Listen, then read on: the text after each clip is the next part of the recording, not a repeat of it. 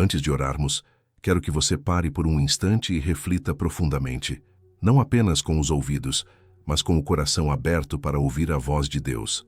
Vivemos dias em que as notícias correm mais rápido do que a verdade, e em meio a tanta informação, esquecemos de olhar para a palavra que nunca muda. A Bíblia, em 2 Timóteo 3:1-5, nos alerta com palavras que parecem ter sido escritas para o tempo presente. Saiba disto, nos últimos dias sobrevirão tempos terríveis.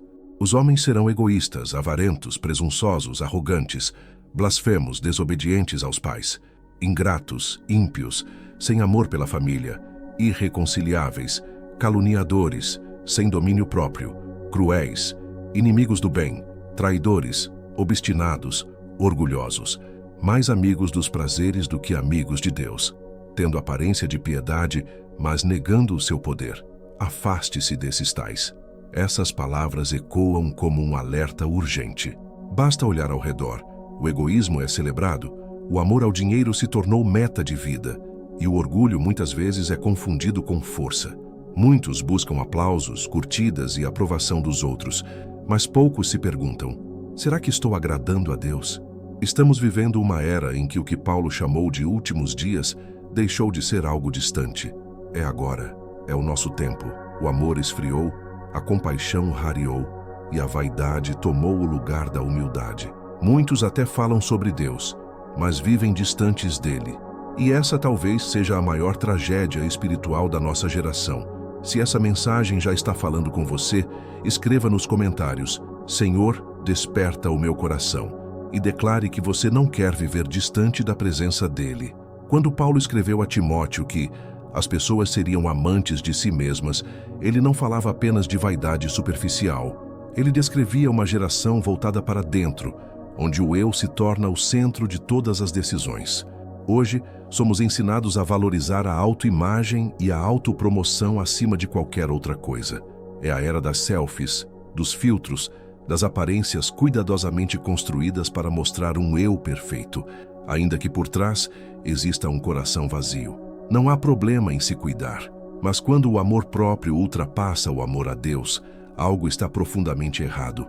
Muitos estão mais preocupados com a quantidade de curtidas que recebem do que com a aprovação do Senhor. Aplaudimos quem pisa nos outros para subir de posição e chamamos isso de esperteza. Admiramos quem acumula riquezas, mas esquecemos que de nada adianta ganhar o mundo inteiro e perder a própria alma. Paulo também alertou que seriam amantes do dinheiro, presunçosos, arrogantes e blasfemos.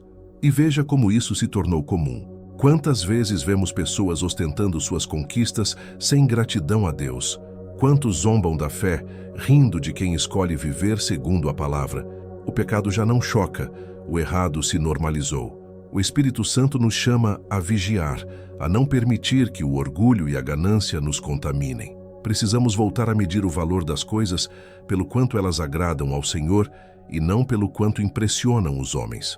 Se o seu desejo é viver para agradar a Deus e não as pessoas, escreva nos comentários: eu escolho viver para o Senhor, e reafirme essa decisão diante dele. Quando Paulo fala sobre pessoas que terão aparência de piedade, mas negarão o seu poder, ele está descrevendo um perigo sutil, a religião sem transformação. Há muita movimentação ao redor do altar, reuniões, músicas, frases prontas e fotos bonitas. Mas por dentro, a alma pode estar seca como um deserto. A verdadeira espiritualidade não é uma máscara que se veste para impressionar. É uma vida mudada, um coração que pulsa pela presença de Deus, mesmo quando ninguém está olhando. Religião sem poder produz rituais vazios, faz as pessoas confundirem atividade com intimidade, barulho com comunhão, tradição com compromisso. É como acender uma vela sem trocar o óleo. A chama pode até brilhar por um tempo, mas cedo ou tarde vai fraquejar. O Espírito Santo, porém, não opera por aparência. Ele transforma, convence, cura e capacita.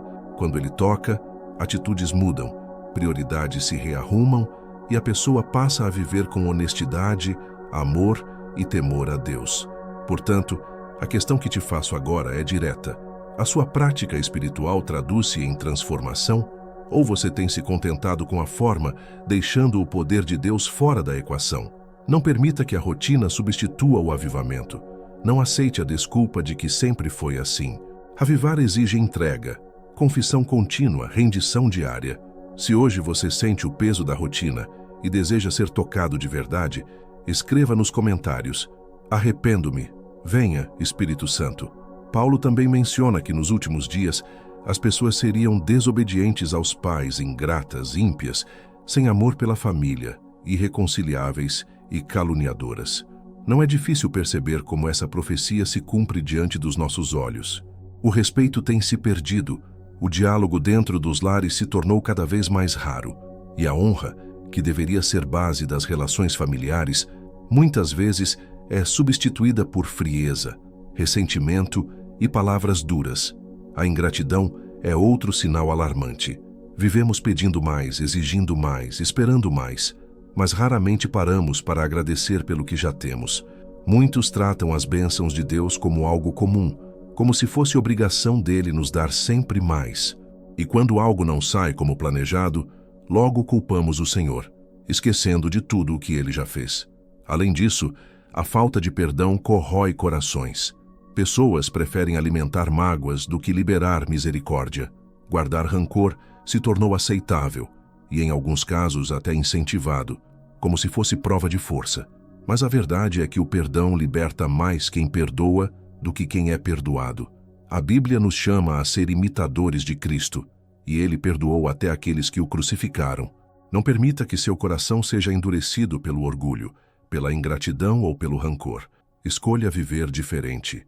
Escolha ser um canal de amor e reconciliação, mesmo que o mundo diga o contrário. Se você deseja que Deus limpe seu coração de toda mágoa e encha sua vida de gratidão, escreva nos comentários: Senhor, transforma meu coração.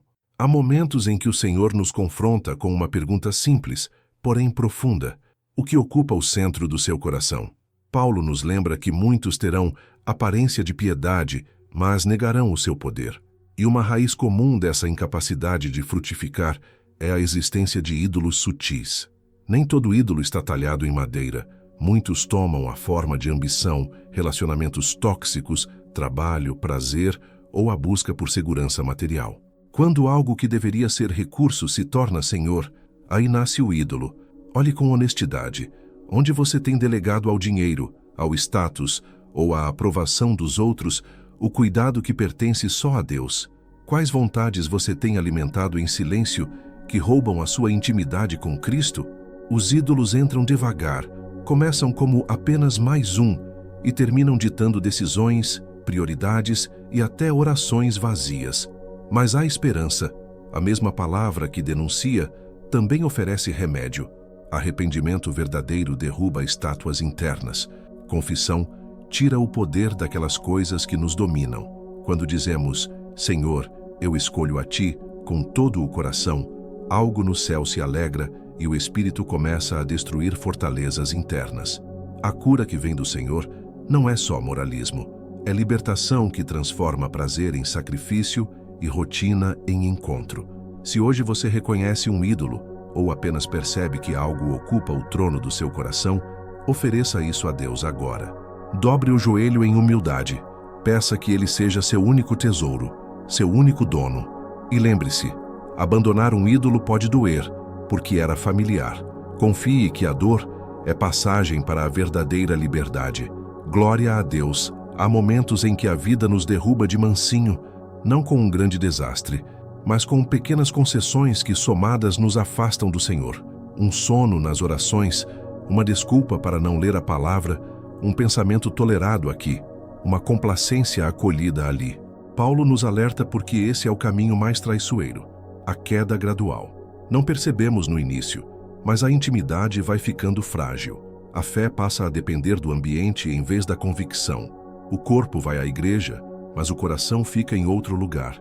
Mas a graça de Deus alcança quem se reconhece fraco. Não se envergonhe do passado. Confesse, arrependa-se e venha de volta. Avivar-se é um ato de coragem.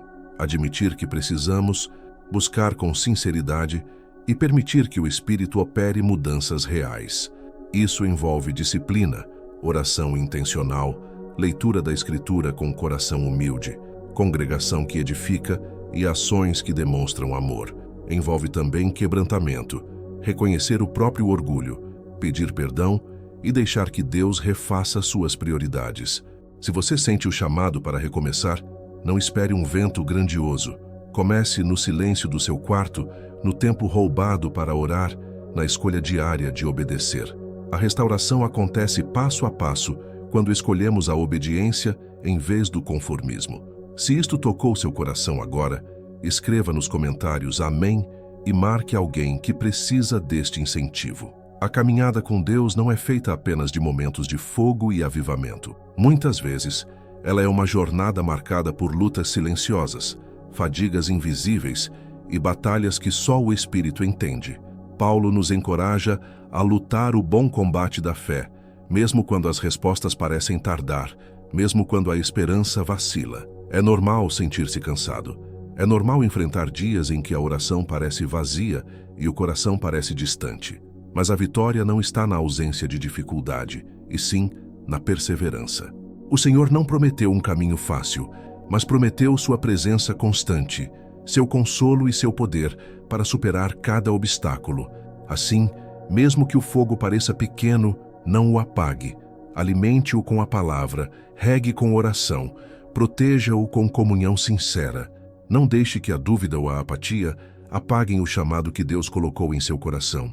Se hoje você está cansado, desanimado ou com vontade de desistir, escreva aqui nos comentários: Senhor, fortalece minha fé, e receba essa palavra de ânimo. Você não está sozinho nesta batalha. A fé verdadeira é como um bebê que precisa de alimento constante para crescer. Assim nos lembra 1 Pedro 2:3. Como recém-nascidos, desejem de coração o leite espiritual puro, para que por meio dele cresçam na salvação, agora que provaram que o Senhor é bom. A vida cristã exige essa fome contínua, um desejo profundo de mais de Deus, mais da sua presença, mais da sua palavra. Sem esse desejo, a fé se torna seca, mecânica, um ritual sem vida. Mas quando cultivamos esse anseio, Deus opera milagres em nós, transforma nosso entendimento, muda nossos desejos, renova nossas forças. Crescer na salvação significa caminhar cada vez mais perto do Pai, aprendendo a confiar, a obedecer e a amar de maneira verdadeira. Por isso, não se contente com pouco. Busque crescer em santidade e em intimidade, em obediência. Permita que o Espírito Santo o conduza a uma vida cheia de alegria, paz e poder. Faça de cada dia uma oportunidade para se aproximar mais de Jesus, para ser moldado por Ele. Se você deseja essa fome renovada, escreva nos comentários: Quero crescer em Ti, Senhor. Que essa seja a sua declaração de entrega e desejo profundo. Muitas vezes, o maior inimigo da nossa fé não é o mundo lá fora, mas os ídolos silenciosos que aceitamos dentro do nosso coração. Paulo nos lembra em Êxodo 23:5 que Deus é um Deus zeloso, que não tolera que nada tome o lugar que só pertence a Ele. Esses ídolos podem ser ambição, orgulho, vícios, relacionamentos ou mesmo coisas aparentemente inocentes, como entretenimento e preocupações materiais. Ter um coração dividido significa não entregar verdadeiramente a Deus nossa adoração e lealdade. Vivemos na era das distrações, onde tudo compete pela nossa atenção e afeto. A luta é diária para manter o foco no Senhor e não nas coisas passageiras que o mundo oferece. Mas Deus nos chama a uma entrega completa, sem reservas, sem meias medidas.